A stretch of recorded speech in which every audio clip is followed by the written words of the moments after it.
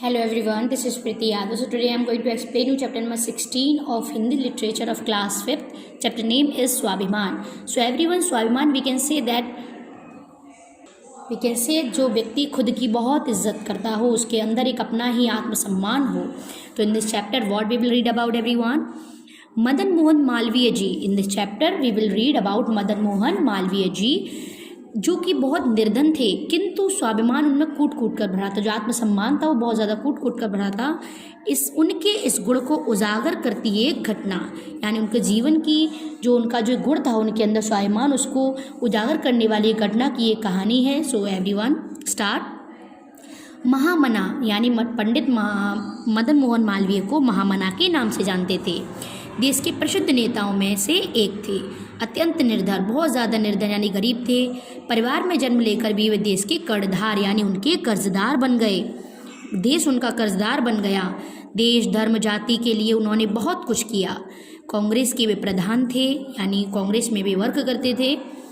हिंदू धर्म के मार्गदर्शक थे तथा एक बड़े समाज सुधारक भी थे. वो अपने हिंदू धर्म की बहुत ज़्यादा मार्गदर्शक थे, उसके गाइडर थे वे, और एक बहुत बड़े समाज सुधारक भी थे. उनकी सबसे बड़ी देन है वाराणसी हिंदू विश्वविद्यालय, जहाँ सभी प्रकार के ज्ञान और विज्ञान की उच्च कोटि की शिक्षा का प्रबंध है. यानी वाराणसी की जो अपना हिंदू विश्वविद्यालय है, जो यूनिवर्सिटी है, वो उन्होंने ही स्थापना इसकी कराई थी.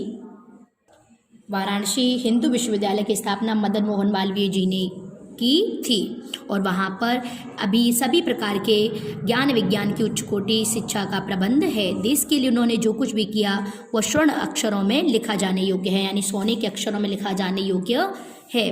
विश्वविद्यालय के निर्माण के लिए उन्होंने चंदा एकत्रित किया, यानी जो उन्होंने विश्वविद्यालय की स्थापना की थी वो उन्होंने चंदे को मांग कर किया था. चांदी का कटोरा लेकर वे चंदा मांगने निकलते थे और कभी खाली नहीं लौटते थे. यानी वो चंदा मांगने जाते थे तो चांदी का कटोरा लेकर जाते थे. विश्वविद्यालय की नींव का पत्थर रखा जा चुका था, यानी जो उसकी फाउंडेशन थी वो हो चुकी थी.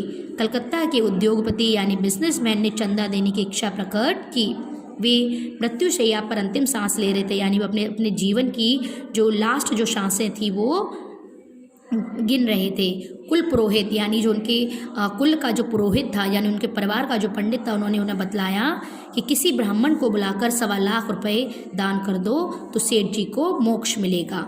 यानी उनके एक जो कुल पुरोहित था उसने ऐसा कहा कि आप ऐसा करें, 1.25 लाख रुपए किसी ब्राह्मण को ला करके आप दान में दे दें तो शायद उनको मोक्ष मिल जाए, यानी स्वर्ग मिल जाए. कुल पुरोहित जी ने सुझाव पर यह राशि मदन मोहन मालवीय जी को दान में देने का विचार किया गया. पंडित जी से प्रार्थना की गई कि वे इस राशि को स्वीकार करें. उन सब से अनुरोध पर पंडित जी कलकत्ता पहुँचे. विधि विधान पूर्वक इस दान का संकल्प कराया गया. यानी ये कलकत्ता का एक उद्योगपति था. यहाँ पर जब मदन मोहन मालवीय जी को बुलाया गया तो उन्होंने बड़े ही उनके अनुरोध करने पर वो वहाँ पहुँचे और बड़े ही विधि विधान से उनका दान का संकल्प हुआ. चांदी के सिक्कों की बहुत बड़ी ढेरी लगी थी. वहाँ पर क्या था, जब वो 1.25 लाख रुपए जब उन्हें दिए जा रहे थे तो वहाँ चांदी के सिक्कों की बहुत ज़्यादा ढेरी लगी थी. थोड़ा थोड़ा करके इस धन को कट्टों में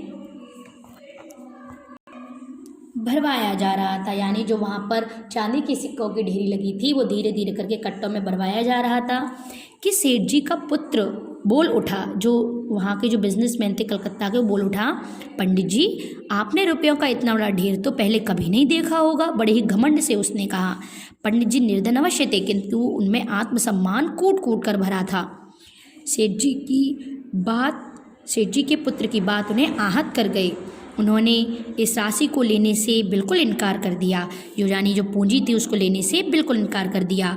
रुपयों की ढेरी को ठोकर मारते उन्होंने कहा, मैं मांगने नहीं आया था, दान देने की इच्छा तो तुमने प्रकट की थी.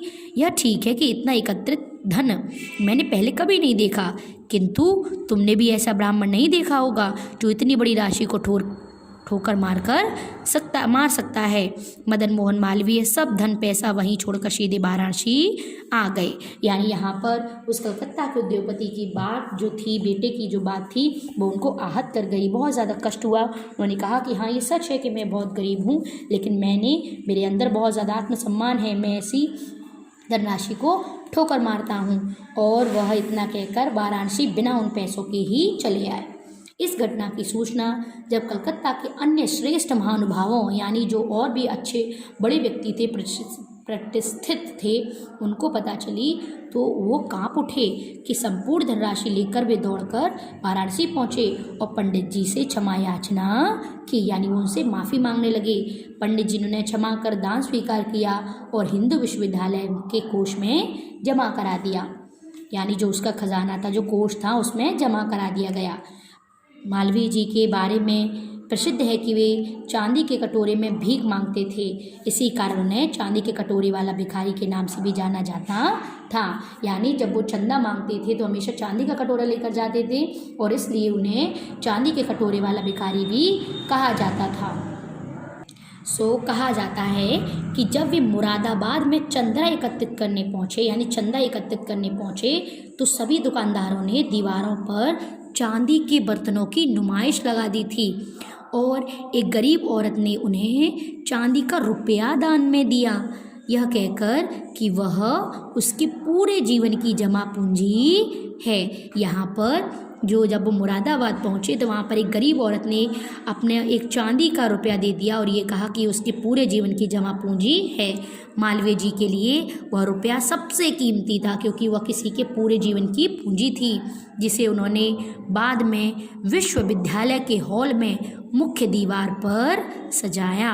So everyone, we will read this chapter proper. I hope you will follow the instruction of our Mahamana, means Mr. Madan Mohan Malviya ji. Thank you everyone.